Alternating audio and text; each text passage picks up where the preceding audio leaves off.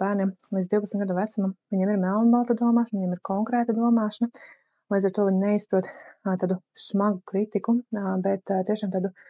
maigu un vieglu kritiku, un kā dot kritiku ir tas, kad mēs atkal neskatāmies uz bērnu, ka tu kaut ko sliktu izdarīji, bet pieņemsim, kad bērns skrējas un ir neviļus tā kā nogāzes, piemēram, vāzi, un tad pieņemsim, kad vai mamma vai tētis ir dusmīgs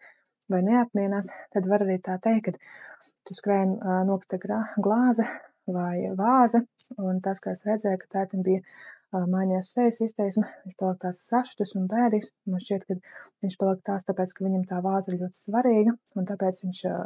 tā kā palika tāds bēdīgs vai dusmīgs. Ja, kad mēs rādam